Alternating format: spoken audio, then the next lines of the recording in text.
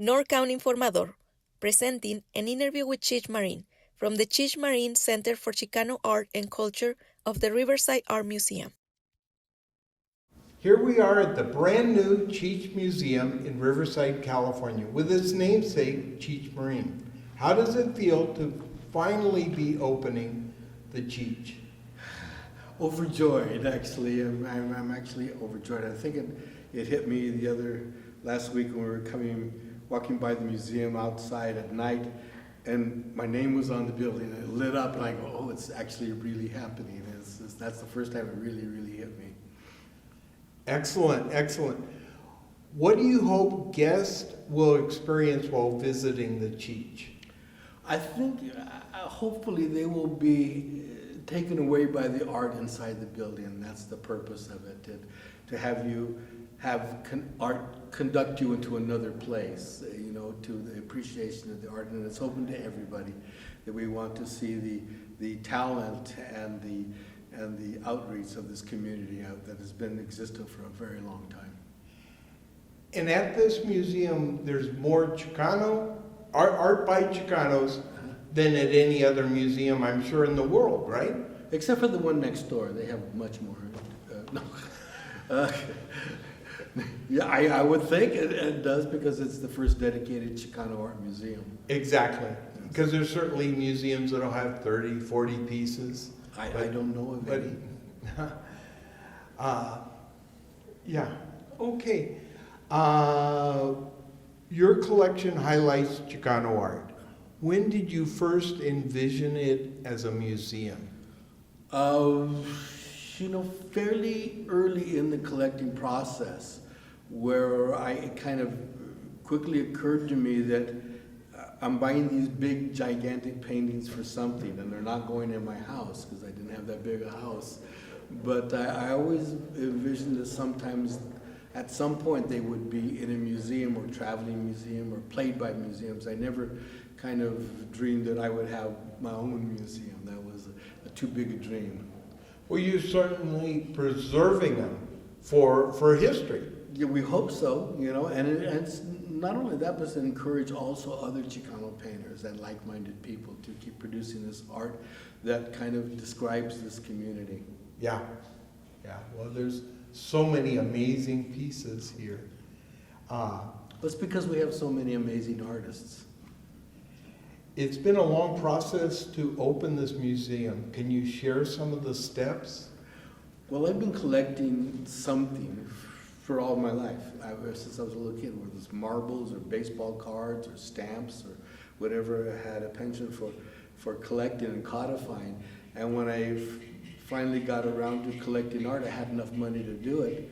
I thought, wow, this is a great deal. So my natural collecting gene kicked into place, and then I couldn't stop. Like all addicts, it's hard to stop. How many potential museum sites did you look at before settling on Riverside? Before settling on Riverside? Exactly none. Because they came to me. Right. Yeah, I didn't say, who shall I gift with this thing of art? They came to me, and at first I didn't understand them. I thought, you want me to buy a museum? Well, I'm doing okay, but I don't know if I'm doing a museum okay.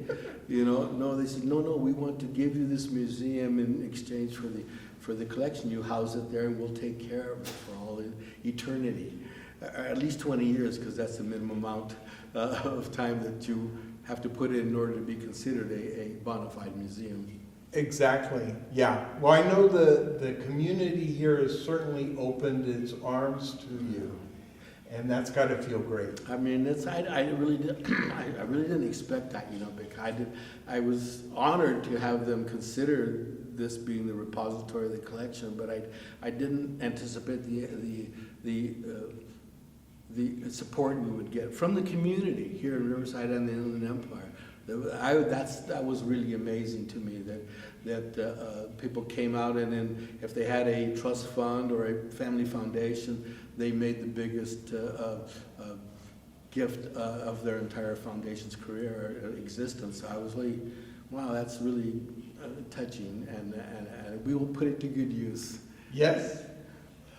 What are some of the corporations that have helped make this happen? Well, from the beginning, you know, when I decided, hey, my friends in the museum community, art community, knew that I had this collection. They started seeing it and said, well, you got to show this. It doesn't you no good under the bed or in the closet or in the garage, and you have to show it. Okay, well, how do I do that? Well, you have to get, you have support from some entity because it's a very expensive process. So, okay, well, I had my little dog and pony show that we used to go to every corporate boardroom in America, General Motors, General Mills, anything with a general in it, we were there asking for support for this tour. And finally, the Target stores. And Hewlett-Packard stepped up to put in the initial seed money to get the first show going. And then Target stores stayed with the show for another 7 years. Wow. And contributed a lot of money to the promotion of Chicano art because they wanted to reach that audience with a hip message. And I guess we were the hippest message. And we wanted them to reach our audience. Okay. Well, I was going to say this is amazing. So was there any way that you decide if you should add a piece to your collection? You know, my criterion for adding things to the collection is that it has to haunt me. You know, because I don't purchase things right away. You know, I've learned that about collecting. If you're going to collect it, make sure that you want that piece of art. And so if a painting haunts me and I dream about it, that is a good indication. And a lot of these paintings came about because I've been thinking about them for a long time, and I'm just hoping that they were still there where I first saw them. Well, you have helped many Chicano artists elevate their careers. Who are some of the Chicano artists that you got to admire?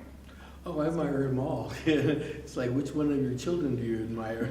The one that's giving you the least amount of problems.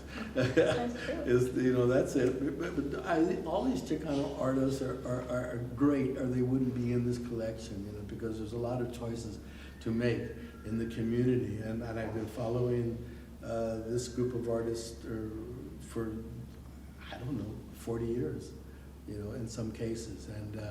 And I'm glad to bring them to the forefront because that's my purpose, to bring them to the forefront so that the public out there, whether it's American or European or wherever they come from, can recognize that there is a great school of art that has been forming in front of them for 50, 60 years.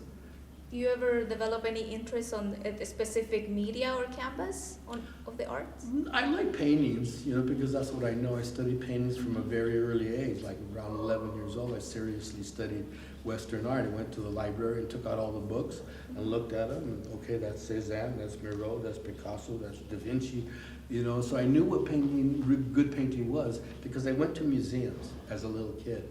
And paintings are a form of art that you have to see in person in order to get the whole picture. You can have them represented in books or magazines or whatever, but to really enjoy a painting, to really get what the medium does, you have to see them in person. I definitely agree, especially on the size that it creates an impact.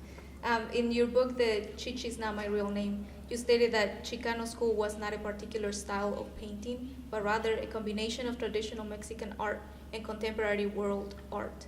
Could you describe a little bit more on this and what you mean? Well, all these artists, with only a few exceptions, are university and/or art school trained.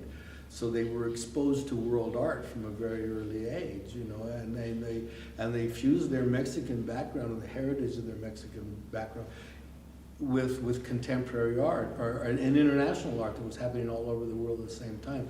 And they fused those things together as a modern interpretation of what was going on in the country. I always use the analogy of it's like hearing the Beatles for the first time.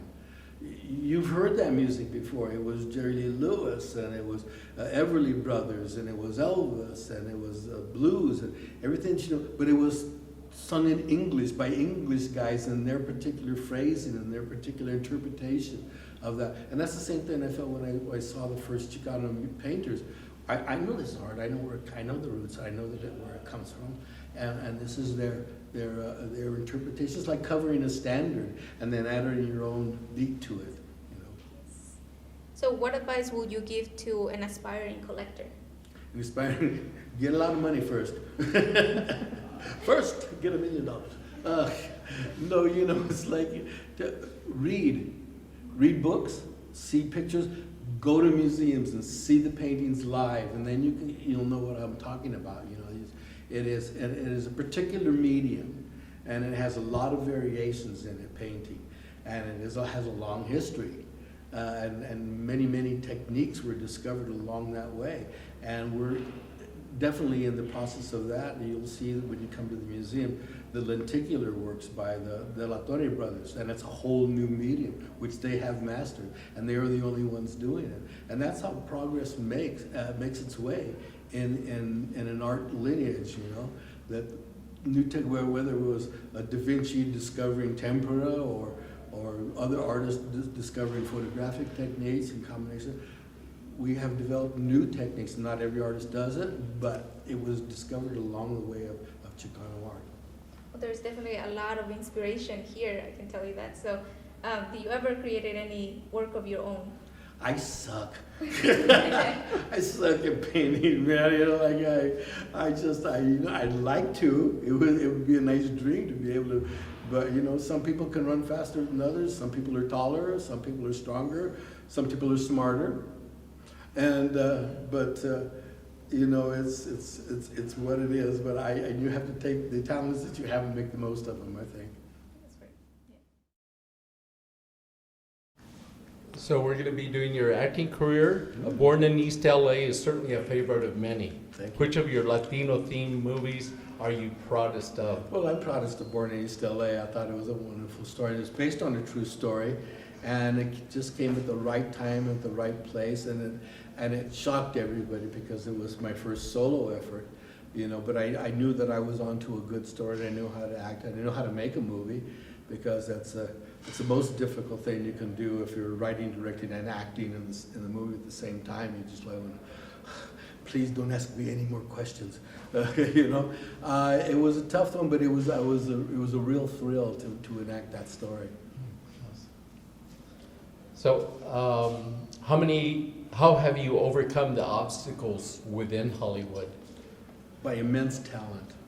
I think that's the only way to describe it. I was lucky. I was lucky to be in the right place at the right time. I knew what I was talking about, and I had the ability to pull it off. I mean, I never viewed Hollywood as an obstruction, because I was always very successful in Hollywood. Against popular belief or expectation, how are these guys going to make a movie? But we did, and movies that have endured to this day as classics, and Born in East LA was among that group. Which of your animated movies do you enjoy the most? I like them all, man, but it's like, you like your first child a little bit more because it's your first one. Oliver and Company, which was the one that by Disney that got me out of how do you be anything else but Cheech of Cheech and Chong. So I had to reinvent myself, and it was animation that did it. I got a break from Disney, called me up, and they wanted me to audition for this part, and I did. I went there and tried it, and it was the first time I'd ever done anything like that, and I sucked. I was like, oh man, I got in the parking lot after I left, and everybody in the studio was like, well, yeah, that was nice. Thank you very much for coming by. And I got in the parking lot, I said, that was horrible.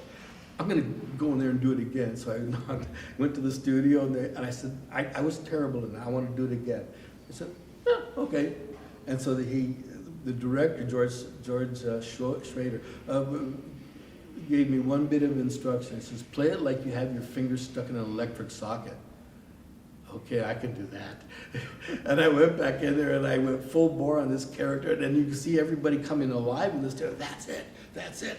And it's like, okay, all right, we're going to hire you for the part. And I thought, well, you come in and you do a couple of sessions. I was on the picture for 1.5 years, just doing voices, because they kept writing more for that character.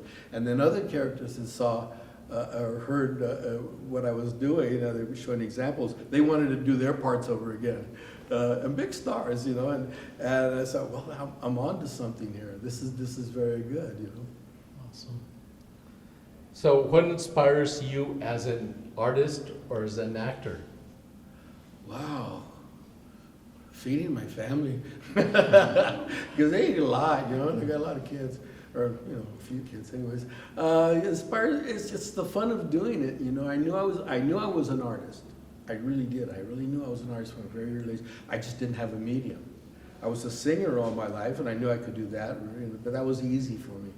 But learning about art, that was a more studied approach, you know. And I thought, well, I recognize these, and when I go to museums, I know this painting, I know the history of it. I know that intrigued me more than anything else. It was like I grew up Catholic, and you know, as a little kid, and you go to your Sunday mass or whatever you got to go, and it's like, oh, how long does this thing last? You know, like, and I would look at the ceiling in the church where we were in there.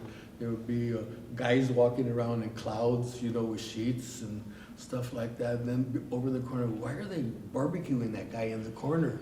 And so right away I was intrigued, you know. It was glory and carnage at the same time. And I'm like, I could do this. Well, thank you very much for having us here and speaking with you in front of all your fantastic art. Thanks, Blue. It's not mine. I just collected art for these great artists. Yes. Yeah. Thank you. And preserved it. And preserved it. Well, Yeah. You spray them down. One of my compadres is Ignacio Gomez, Uh-huh. and you know his artwork statue of Cesar Chavez is right across the street. Mm-hmm. How come you don't have any? We do. his? I do. Oh, you do? Yeah, we have one. They were just looking for it again today. Oh. They didn't replace it, misplace it, but we do. I do have Okay. Ignacio Gomez. That picture of Eddie Olmos as El Cholo. Okay. We appreciate sincerely your time. No, thank you very much. It's been an honor to do this.